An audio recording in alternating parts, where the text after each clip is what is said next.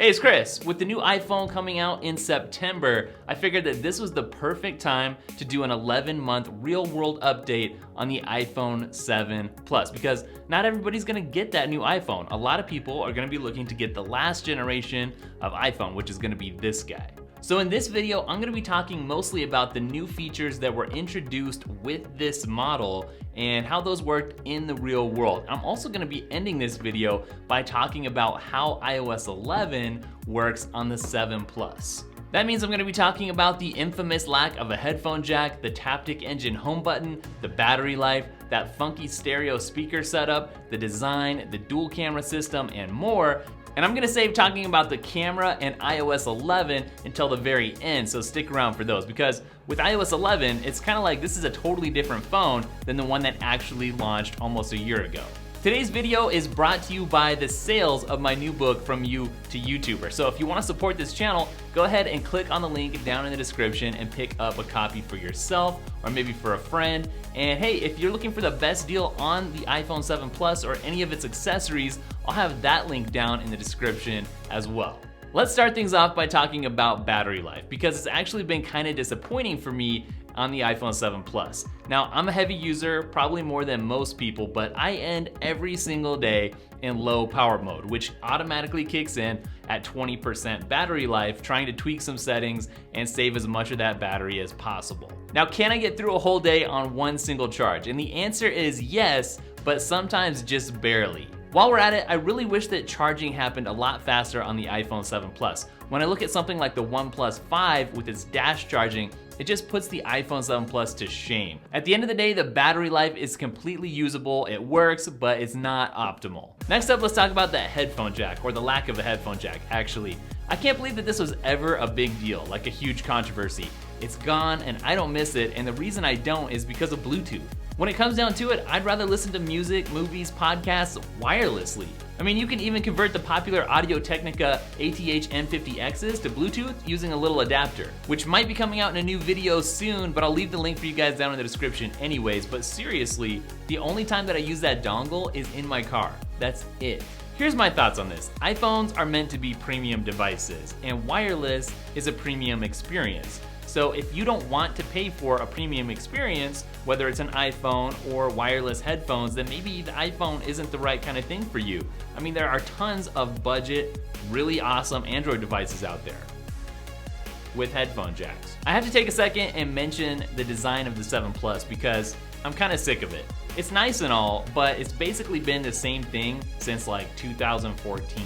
Functionally, there's nothing wrong with it, and that's the good news. But I mean, there's so many other phones now that have smaller bezels or even more interesting features. Again, the OnePlus 5 has the same screen size, but it feels so much smaller in your hand, just for instance. And also Motorola with their modular phone designs really is thinking outside the box. Now, on a side note, I happened to get the piano black finish, which is really awesome, and it stayed pristine and scratch-free for about 10 seconds after I got it. And from there on, it was fingerprinted and scratched.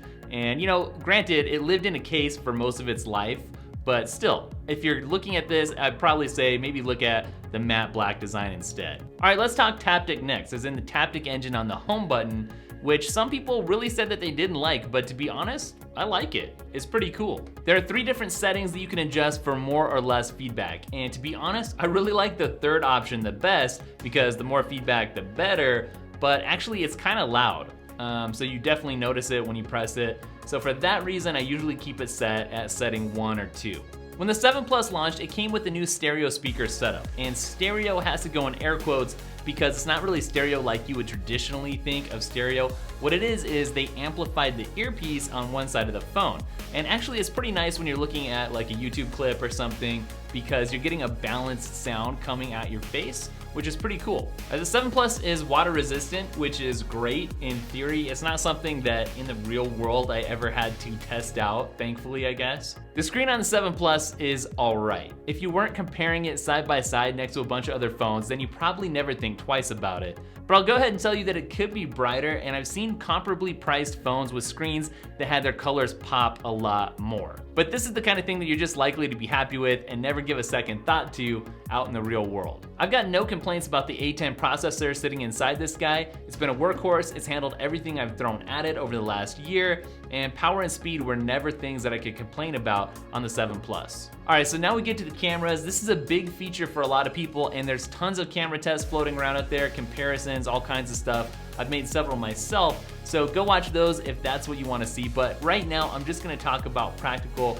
real-world use. I have to say I've really liked the dual camera setup here. It's been a huge upgrade for me. I use the 2x zoom every single day, and having a real optical zoom instead of just having to zoom digitally, that is awesome. I've been really happy with the video and photo quality on the 7 Plus. In fact, if I go travel, I never wish that I brought a DSLR or a separate camera with me.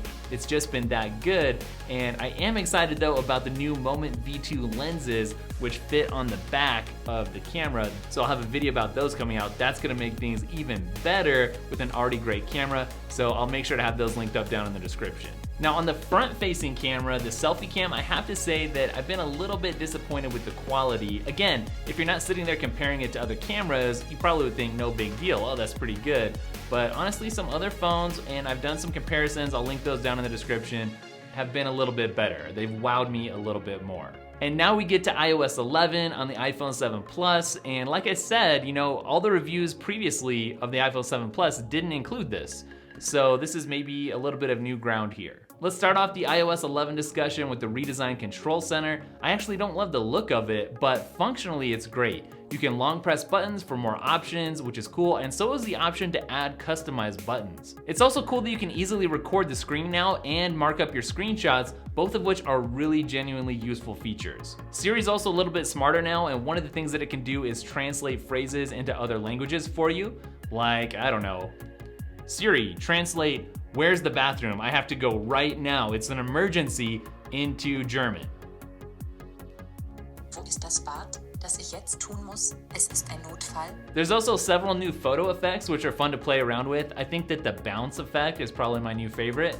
And a big new feature is the Do Not Disturb mode, which I've got turned on. It's not required, but it's been working pretty good so far. When somebody messages me, it shoots them 2 messages saying I'm driving, I'll respond to you when I get wherever I'm going, but if it's really an emergency, if you respond again, then I'll see your message, which is pretty awesome. Oh, one cool thing is the new document scanner in Notes, which does a really good job of taking a piece of paper from whatever angle and cleaning it up, putting it straight, and making it a great, easy to read note. One thing that's almost kind of jarring is the new App Store design. It looks good. There's like a today screen that shows you new apps and collections and kind of tells you stories behind your favorite developers, I guess.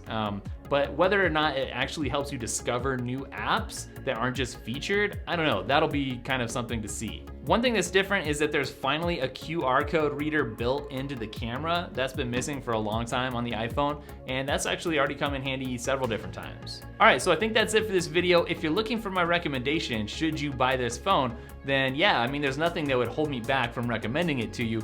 Don't forget, if you're looking for a good deal on it, I'll have that link down in the description for you. And also, hey, you can follow me. I'm at Daily Tech on Twitter, Instagram, and Snapchat. It's spelled Daily Tekk.